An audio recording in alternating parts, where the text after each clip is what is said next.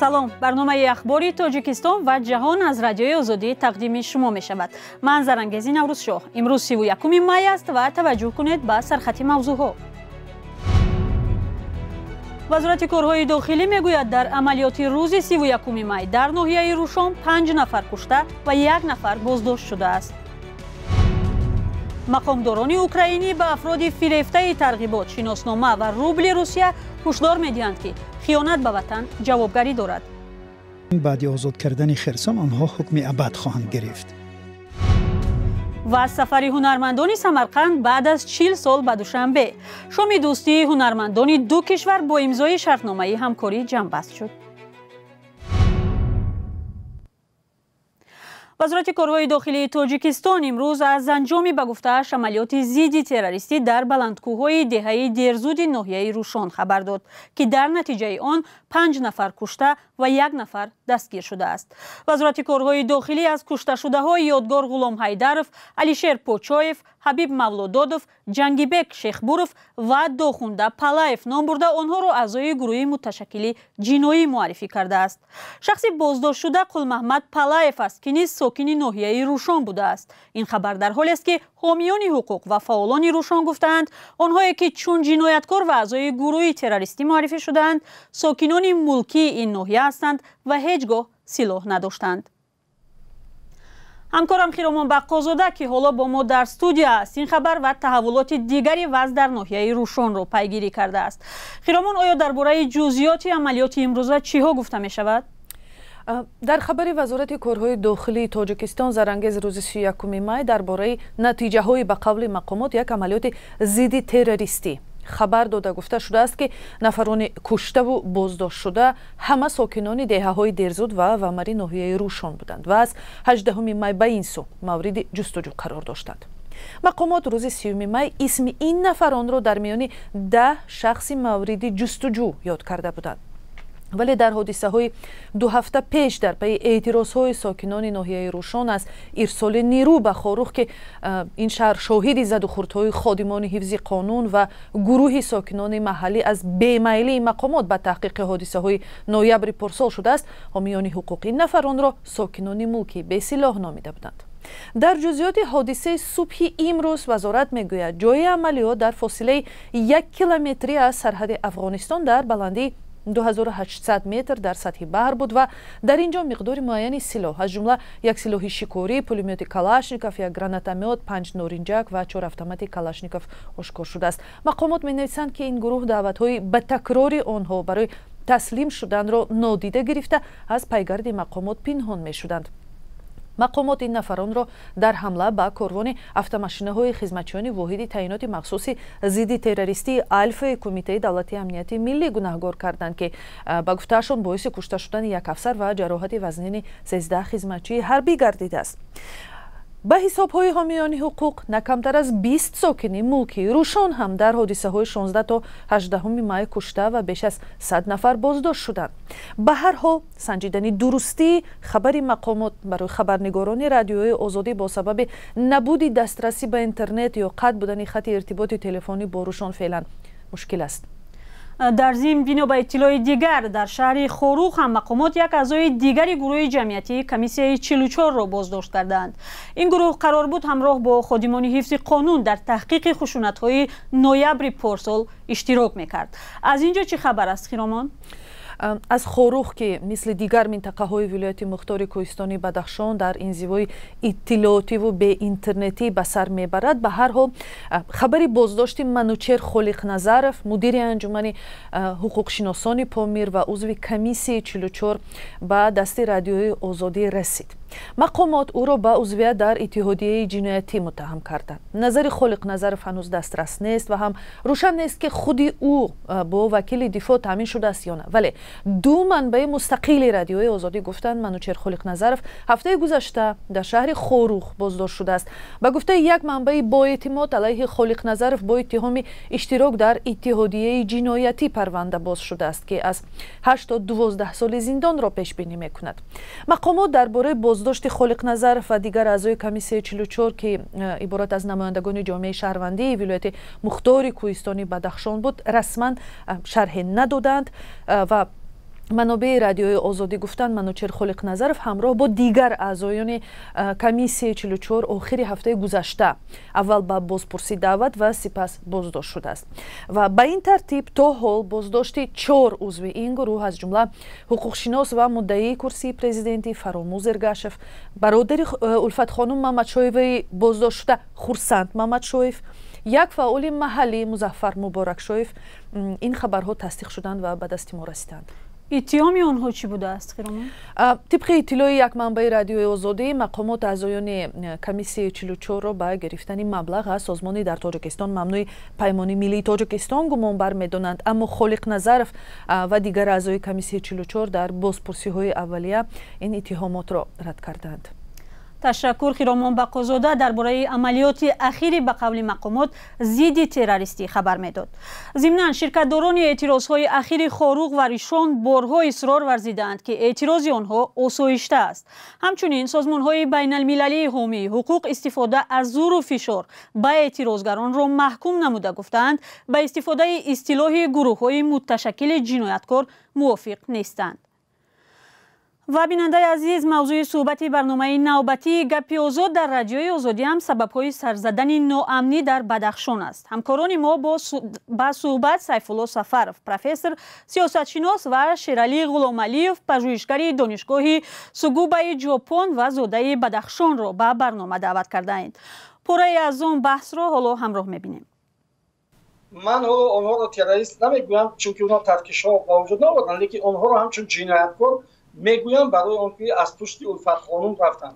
الفت خانم با محمد باقر آنها را خرید. آنهایی که خریده شدند و در مقابل منفعت دولت و ملتشان میایستند، آنها را حتما جنایتکار نامیدن دیگر نام ندارند. محترم شیرعلی غلامعلیov، نظر شما چی است؟ مرحبا. نظری منم چنین است که در بدخشان یعنی عموما در مردم پامیر در تاریخ تروریست نبوده است.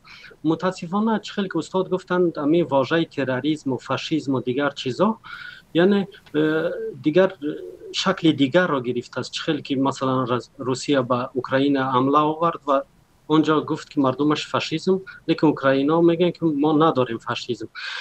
تروریست یا که تروریسم همونی است که یگان ترکیش و یگان سوی قصد به جان یک است، لیکن در ولایت مختار کوهستان بدخشان یگان گروه تروریستی نیست. و بعد چیزی که استاد میگن که جنایتکار هستند، جنایتکار در ماده 20 قانون جمهوری تاجیکستان آمده است که هیچ کس حقوق ندارد تا حکم سود برآمدن کسی را جنایتکار گوید. ببینید اینجا کاربران رادیو آزادی سوال میگذارن که چرا مقامات یک دسته شهروندان را جنایتکار می‌دانند. همین مسئله که حال شما شیرعلی گفته در نواری که سیفالله سفرov ذکر کردن، شکست فتنه هم دیدیم که همین خیلی نام برده شدن. مگر تنها دادگاه نیست که حق دارد کسی را حکم کند؟ چرا این آدمان به حکم دادگاه جنایتکار عنوان میشوند؟ جناب سیفالله سفرov شما.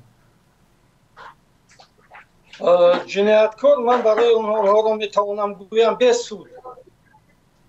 شخصا من خودم که آنها هم قشلاقی مرا پراند.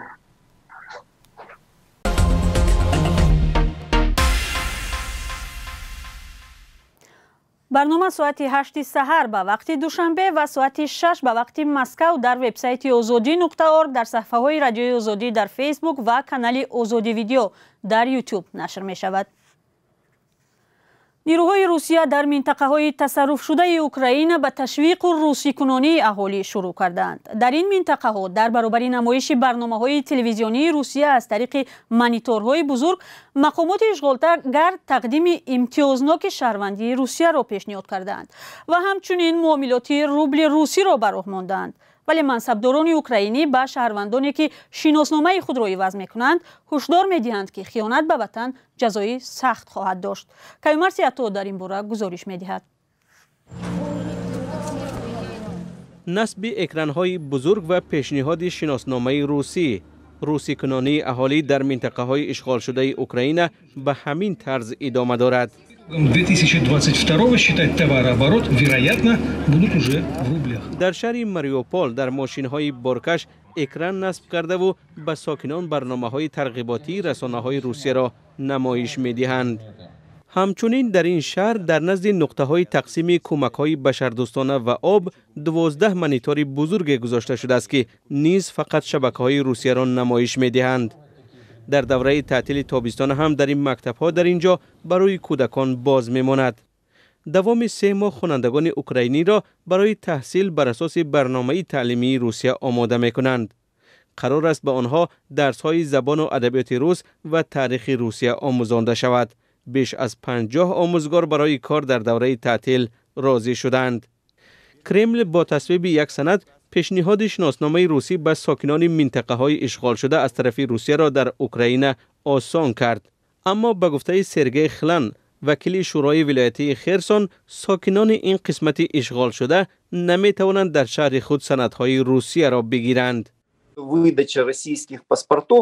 پیشنهاد شناسنامه روسی در قرم اشغال شده صورت میگیرد، یعنی خواهشمندان از خرسان تصرف شده باید به قرم رفته شناسنامه روسی بگیرند. آنجا یک گروه خردی هستند که با ماموریت و نظامیان اشغالگر همکاری دارند و احتمال شناسنامه روسی را میگیرند، ولی با همین بعد آزاد کردن خرسان آنها حکم ابد خواهند گرفت. خرید و فروش در منطقه اشغال شده با روبل روسی به راه مانده شده است.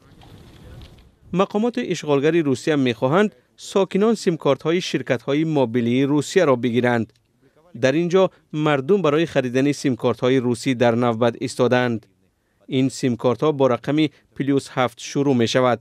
طریق آن زنگ به روسیه همگی 5 سنت ارزش دارد، اما هر دقیقه زنگ به اوکراین اکنون 35 سنت حساب می شود. برنامه را ادامه می دهیم. روز یکشنبه در تئاتر اپرا و بالت به نام صدرالدین عینی در شهر دوشنبه شومی دوستی هنرمندان تاجیکستان و ازبکستان برپا شد. تفصیلات در گزارش همکارانمان سرویناز روح‌الله و اسکندر فیروز. بعد از فاصله 40 ساله هنرمندان سمرقند دوباره مهمانی دوشنبه شدند. طول یک هفته در تئاتر اپرا و بالت به نام صدرالدین عینی هنرمندان ازبکستانی برنامه‌های مختلف فرهنگی خود را پیشکش تماشابینان تاجیک نمودند.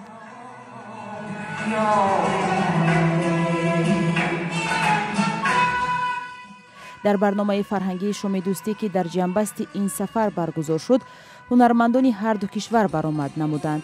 قبل از شوم دوستی میان تئاتر موسیقی و دراموی سمرقند و تئاتر اپرا و بالت تاجیکستان برای 5 سال آینده سازشنامه همکاری امضا شد. اخیراً در ساختار تئاتر اپرا و بالت تاجیکستان بخش آموزش هنرمندان جوان در بخش بالت به کار آغاز کرد که آن را یک متخصص ایتالیایی رهبری می‌کند. قرار شد که در آینده هنرمندان جوان تئاتر سمرقند می‌توانند در این آموزشگاه صنعت خود را صیقل دهند.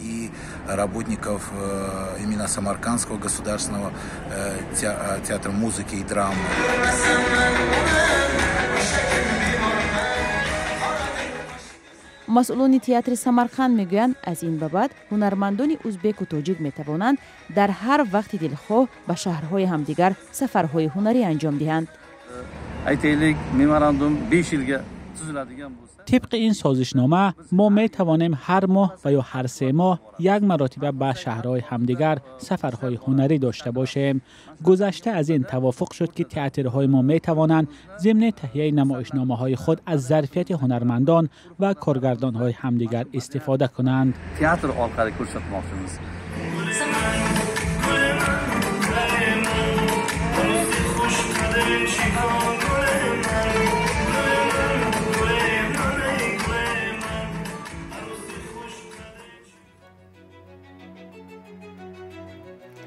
برنامه را اینجا به پایان میبریم. تشکر از همراهی بیننده عزیز. خبر و گزارش و ویدیوهای بیشتر را در وبسایت رادیوی آزادی و صفحه های ما در فیسبوک، اینستاگرام و توییتر و یوتیوب پیگیری کنید. خدا نگهدار شما.